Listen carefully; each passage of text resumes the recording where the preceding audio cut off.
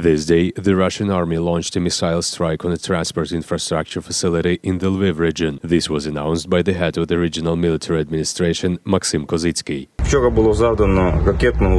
A missile strike was fired from the southeastern direction on the territory of Lviv region. Sambyr and Stry districts were affected. The blow was struck on the railway line, on railway crossings. During the night and now, Ukrzaliznytsia, together with explosive technicians, are working to overcome the blow consequences. There is a train delay. I hope that in a short time we will be able to fully restore these crossings. As a result of the blow, 5 people were injured. There were no deaths. People are in a state of moderate severity. They are hospitalized.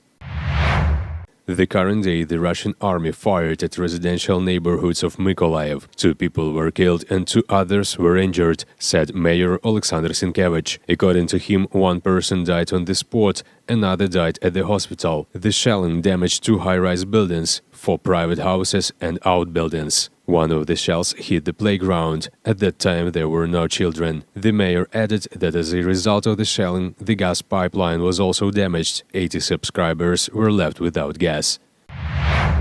The head of the Sumy Regional Military Administration, Dmytro Zhivitsky, said that on the night of June 2nd, the Russian military carried out 3 missile strikes on the border of the Sumy region. The explosions took place in one of the settlements of the Krasnopil community. As a result of a direct missile hit, 1 house was destroyed and several others were damaged. According to Dmytro Zhivitsky, head of the Regional Military Administration, there is significant damage to households. Previously, at least 3 people were injured. Everyone was taken to hospital.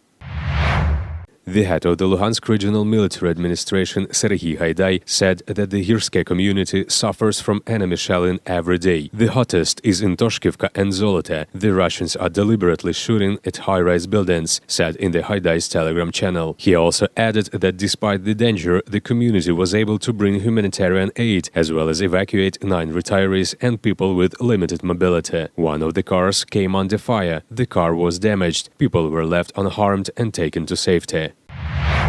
The Russian military continues to carry out assault operations in Severodonetsk. The head of the Regional Military Administration, Serhiy Haidai, reported. He added that the enemy used mortars to try to storm the settlements of Bobrove and Ustinivka, but was unsuccessful. Serhiy Haidai also said that as a result of Russian aggression, the region loses 50-60 houses every day. Currently, 52 residential buildings have been damaged. In particular, houses in Severodonetsk, Hirske and Lysychansk were destroyed. In the villages and settlements that the Russians are storming, whole streets are burning, said the head of the Regional Military Administration.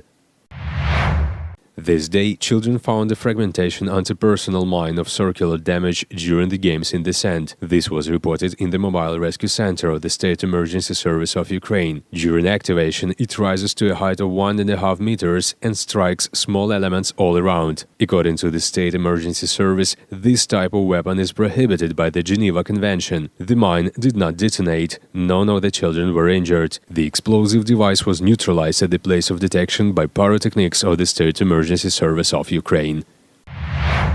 This day, the Prime Minister of Poland, Mateusz Morawiecki, together with the Minister for Communities and Territories Development of Ukraine, Oleksiy Chernyshev, opened the first modular town for internally displaced persons in Borodyanka. This was reported by the Minister for Communities and Territories Development of Ukraine. The head of the department noted that the modular town was first established in Borodyanka, as it suffered significant losses. 552 private houses and 24 apartment buildings, 2 schools and all administrative buildings were partially or completely destroyed in the settlement. The modular town will temporarily accommodate 352 people, including women, children and the elderly, who were left homeless after the occupation. According to Oleksiy Chernyshev, this type of construction fully meets the requirements and peculiarities of the climate and contains all the necessary conditions for the temporary accommodation of citizens. Stew for the defenders of Ukraine is made in Horodok lyceum. According to volunteers, their own record is 2,230 cans of stew per day. They use 400 kilograms of meat, 12 bags of rice and a bag of buckwheat daily. Our volunteers will pass it on to the places where there is a need for it. We have been working for our soldiers since the first days of the war, because they need our help. In addition to local residents, migrants from other regions of the country also joined the work. Maria moved to Horodok from Kyiv region. She has been living there for 2 months. Thank God that we were received here, sheltered, and we also want to express our gratitude. I help here, we prepare lards for soldiers. According to volunteers, work on helping the front line began on February the 26th.